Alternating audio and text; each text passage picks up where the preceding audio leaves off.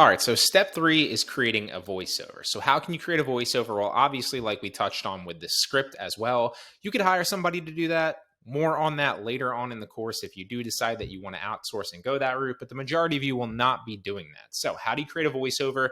We just created our script by paraphrasing other successful scripts so that we know that there's a good chance that there's going to be interest on this on YouTube and it's going to potentially get views, obviously over the long haul. You're not going to upload something and it's immediately just going to blow up, especially in the beginning. But we want a bunch of good scripts that we know obviously are around video topics that can pull views on YouTube. So obviously this is going to give us a good chance to do that if we can do a bunch of those. So now the next way to do it is you want to create a voiceover. So like I said, you could pay somebody or you could simply just read it yourself. So you could go a Bitcoin history. It is crucial to understand why Bitcoin was founded in the first place in order to fully comprehend and just record yourself doing it. It's very, very easy, right? For whatever reason, some people don't want their voice on camera or they don't want their voice on a channel. They worry that for whatever reason, somebody might recognize their voice. So if that is you, a simple way to do that is to just take something into Premiere Pro and then alter your voice slightly. Now, there's many ways to do this. You can search how to change and alter your voice in Premiere Pro or in Final Cut Pro, or you can even do it in a free editor like Shotcut. So if you don't have any money and you're unfamiliar with how to do that, you can just alter your voice in Shotcut. Again, all of these tutorials are on YouTube and you can learn them and master them within 5 minutes. So if you do want to record it yourself, right, you don't want to use text to speech, which is what I'm going to show you next. You don't want to hire somebody else to read it. Just read it yourself. It's so easy. And then obviously you can upload yourself with the voiceover. You'll get a lot better at it as you go. And maybe like 4 or 5 of them in, you'll be pretty good at reading voiceovers. And then if for whatever reason you are worried about somebody recognizing your voice,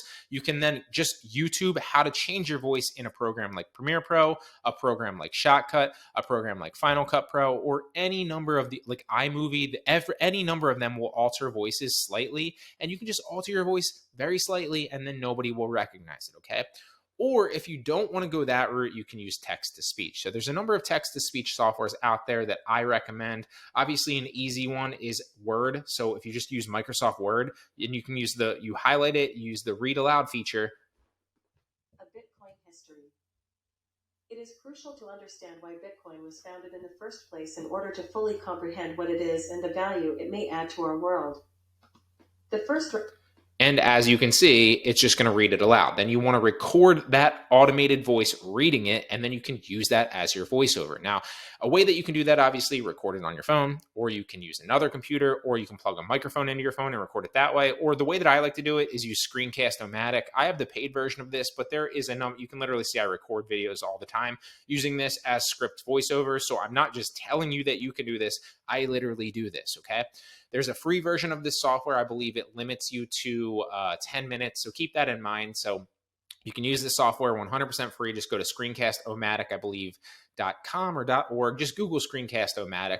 It's a great software. I've been recommending it for years. And then you want to record it, right? But you want to make sure that in the recorder, you're only solely recording the computer audio, not narration. Because if you record narration, it's going to record not just what's internally on the computer, which is what we want for this example, right?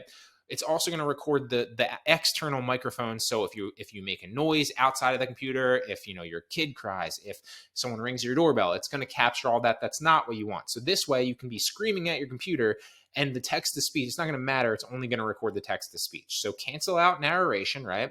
Make sure that you have narration as none and it's X'd out, and then make sure computer audio is on, and then you're going to record. And then once it drops down, you're simply going to highlight it and right click and read aloud. And then as you'll see, it'll start going through the read aloud process. If it doesn't, obviously, then right click again, make sure that it does. And then you just want to simply record this and then take it in again to an editor. You can use the YouTube editor, which is free. You can also use Adobe Premiere Pro, Final Cut Pro, iMovie, Shotcut is free. There's a number of video editors out there, and then you can obviously just overlay that. So all you basically want to do is you want to cut out the very beginning. So let me show you really fast. If we record this, let's record another one. We're going to highlight this. We're going to record.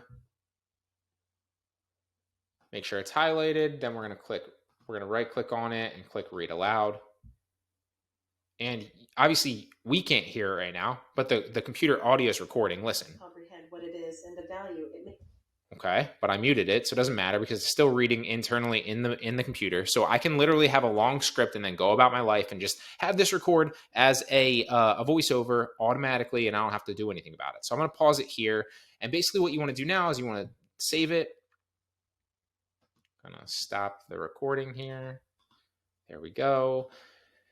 And then you're going to save it as a video file. And you'll see that there's a long lull here in the beginning that you don't want. And obviously, if you leave it go, there's going to be a long lull at the end. So an easy way that you can do it is you just drag it in here to the beginning, drag it in there at the end, and then save it, okay? And then publish it, and then it should cut that out. Another easy way to do that is you could just take the entire thing into a program, like I said before, like one of those editing programs. There's a number of free ones online, or you can use Adobe Premiere Pro like I do, Final Cut Pro, iMovie, Shotcut is free. And then you just want to basically take that file in. This is exactly what I do.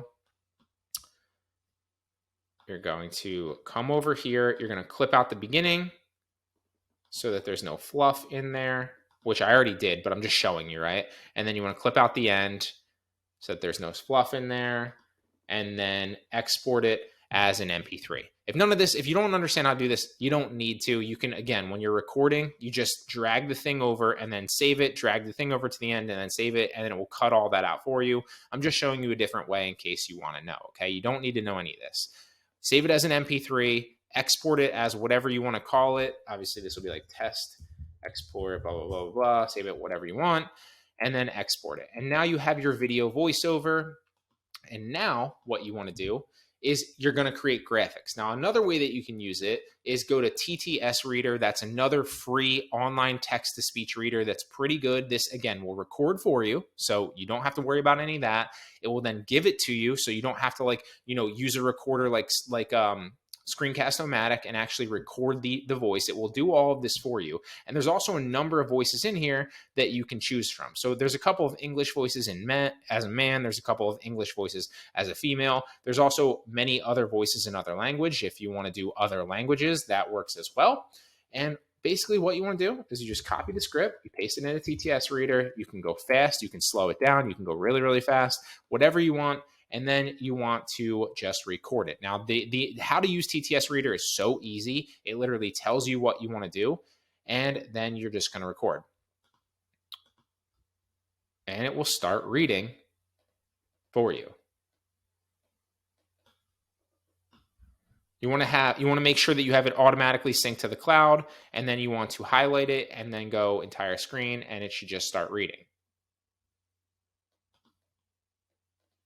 And now that it's recording, you want to press play. In order to fully comprehend what it is and the value it may add to our world. And obviously, this is going faster, so you can slow it down if you want. And that's basically how you want to use TTS Reader. It's really, really easy. Again, I personally like Word. I've used TTS Reader in the past. There's a bunch of good sounding people on here. Now, I don't use this as much anymore. I used this in the beginning, but I found that I feel like the Word lady sounds a little bit better, but a lot of people do that, right? So you want to find one that doesn't sound as generic as other people so that your voice can be a little bit different than other channels, right? So there's many out there. Just use the text-to-speech reader and make sure it sounds, somewhat legitimate. And that's another way that you can use voiceovers automatically if you don't want to read it yourself, right? Or if you don't want to hire.